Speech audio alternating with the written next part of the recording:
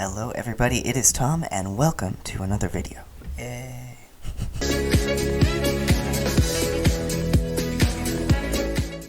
Okay, so here we are. It's video time. I may or may not have attempted to record this like 4 other times. Maybe 3. Maybe 4. I don't know. I've lost count. Anyway, hi. So today we are going to be talking about another one of the queer YA books that I myself have written. So basically I have 2 finished queer YA books that I'm currently shopping around trying to find a publisher and agent for. And one of them is The Boy Who Was Kissed, which I talked about previously. And the other one is Dreamers, which I'm going to talk about today.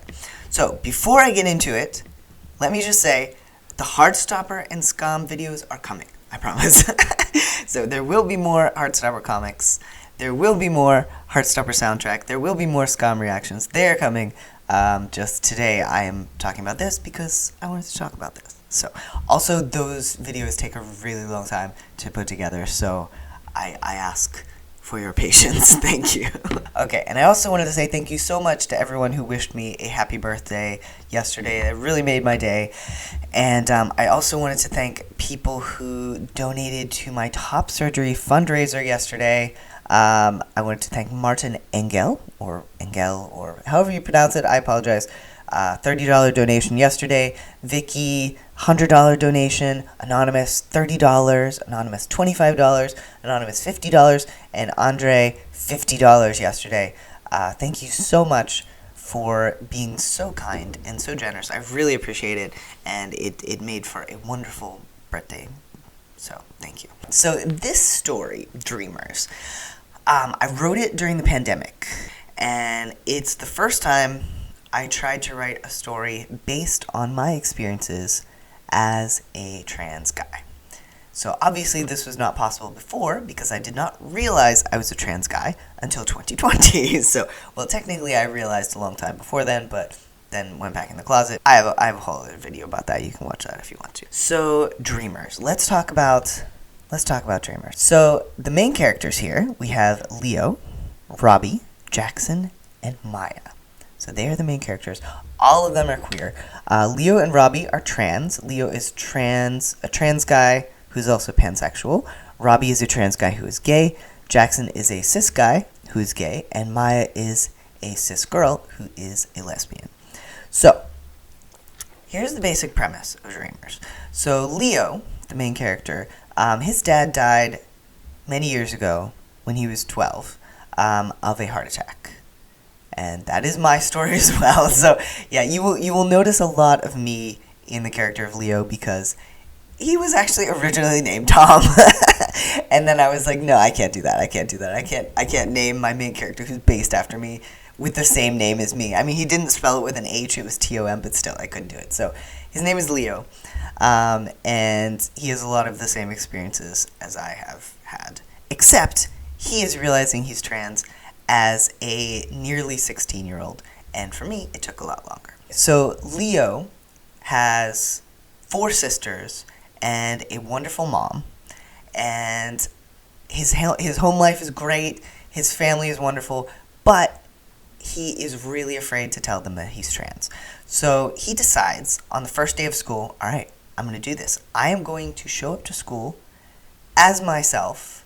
I'm going to go to the guidance counselor, get her to write me some notes to give to my teachers introducing my name and pronouns, and that way I'm going to know that sooner or later word is going to get back to my family, so I will have to come out to them. So he's kind of trying to push himself into coming out to his family by giving himself no other choice, which maybe not the best plan, but that's what he's doing. Okay, so Leo also has a best friend named Jackson, who is a very cool guy. He drives Leo to school every morning, and he is half Korean. He is the son of a hairdresser who is very dramatic and a Republican minister. So he is in the closet. Leo is the only one who knows Jackson is gay. Jackson is the only one who knows Leo is trans when we start our story. So they really support each other. They are best friends, ride or die. Just BFFs. Jackson at great risk to himself, had Leo's first binder delivered to his house, managed to, get it without either of his parents finding out, which, good job. So on the first day of school, he brings the binder. Leo puts it on, so Leo's got his binder, he gets stuck in it, but that's how things go. Leo has his binder, he has his trans boy uniform of a hoodie and a flannel shirt and a t-shirt and jeans and sneakers. And Jackson helps him style his hair so it looks all spiky and cool, and then off he goes to his classes. So first day of school, it's always rough, but to his surprise, it goes pretty well, but similar to me, Leo is also prone to anxiety. So he starts kind of spiraling a bit in this, people are looking at him and kind of taking him as a cis guy, and he's happy about that, but he also knows that there's no way this is going to last because, it's a big school. There are a lot of people who don't know him well enough to recognize him as the person who he was the previous year, or the person he appeared to be the previous year. But he knows that it's only a matter of time before people find out that he is trans. And so he starts freaking out about that a little bit, spiraling a bit into sort of the beginning of an anxiety attack. But before he can fully go into it, someone takes his wrist and pulls him into a quiet classroom and talks him through breathing exercises and calming down and things like that. And when Leo opens his eyes, he sees Robbie, who is a new kid at school. So Robbie's charter school closed down, and now all the kids from that school have kind of merged into this one.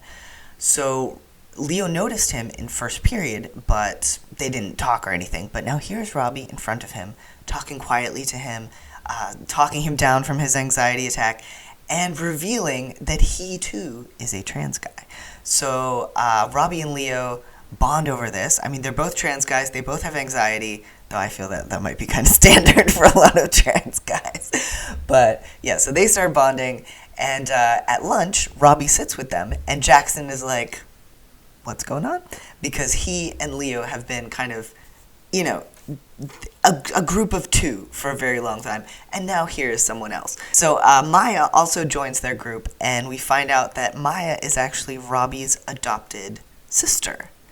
But, tragic backstory, so Robbie's coming out to his parents as trans did not go well, unfortunately. His parents kind of refused to accept it, and his dad essentially, he didn't throw him out exactly, but he essentially threw him out. So we learned that Robbie lives with his aunt, who is just a wonderful person and very supportive and very excellent.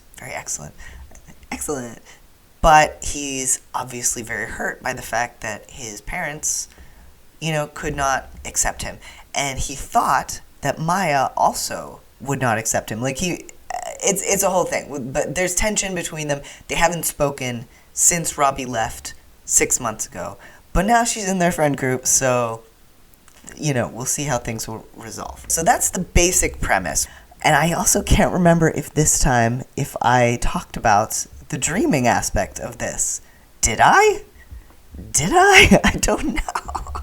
So the dreaming aspect of things is that the night before the first day of school, Leo has a dream where his father visits him and talks to him about mastering the art of dreaming. So essentially, the ghost of his father appears in his dreams and is like, hey, I know this seems like a dream, and it is, but also I'm really here, and I'm going to teach you how to use your dreams, how to control your dreams, and also, by the way, how to walk into other people's dreams. And Leo's like, huh? So Leo doesn't really believe that this is true, but he's obviously intrigued by this and, happy to get a chance to talk to his dad again, who has been dead for many years. So we have these two storylines. We have Leo at school, coming out, living as himself, making friends, falling in love, and the other side of it, Leo learning about dreaming and slipping into other people's dreams with their permission, because we like consent, slipping into other people's dreams and kind of learning more about them, learning more about his family, about his friends, about Robbie, about things like that. So those are kind of the two plot lines that eventually converge, and yeah. So I'm probably not doing a good job of explaining the book, but I really like it. Obviously, I wrote it, but the basic idea is that it's about what is it about? I need to stretch. And when will I learn not to record videos in the morning? It is a feel-good story. It is a wholesome story. It is a queer joy and trans joy kind of story, which one of the criticisms that I got from one of my beta readers was that Leo didn't suffer enough. That it was unrealistic that Leo did not have more trouble as a trans guy. And, like, I mean, I don't know what to do with that. Like, guys, you know, like, it is possible to be trans and not suffer horribly throughout the experience of it. Now, many people do suffer, and I'm not dismissing the fact that bullying happens and there's a lot of terrible stuff out there, but, like, books should be a way to escape from that and kind of dream of a better reality that could be, and even a reality that does exist for many people. So because of that, I wanted Leo to not have a terrible time of it. I mean, there are obstacles. There are people who don't get it. There are people who react badly, people who, you know, come at him with transphobia and things like that. There are Robbie's parents who are definitely transphobic. But overall, it is a happy story, a joyful story about, you know, trans guys finding themselves and having a good time. So, yeah. Also, this story has a lot of kind of Easter eggs and references to the trans YouTubers and creators who really helped me during my realization of being trans and after that. Leo's best friend Jackson is named after Jackson Bird. Robbie is named after Cavetown. The supportive gay teacher, Mr. Rains, is named after Jamie Rains, Jammy Dodger. The English teacher, Mr. Brutlog, is named after Jeff Brutlog. Yeah, so I have a lot of little Easter eggs tucked in there as well, just references to some awesome trans people and allies and people like that who have made a difference during my coming out experience. That was Darla jumping behind the blackout curtains because she likes to disrupt my videos. Alright, so that's all I'm going to say about Dreamers for now. If you want to read the first chapter, you can check it out over on my website, tjbear.com, on the blog, but you don't have to. You don't have to. I hope it will be out for everyone to read before too long, because I'm really anxious for people to see it, and I hope it can be a source of joy for trans and queer people and any people who want to read it. So, okay, so that is all for now. Thank you as always to the amazing patrons who have kindly offered me money in exchange for the things that I do online. And a shout out to our Nick Nelson members, Kelly Walker and Book Nerd Charlie. Thank you very much for your continued support. And I will talk to you guys next time. I hope you're having a wonderful day, and thank you for being here and watching and liking and commenting and all that stuff. So, okay. All right, bye.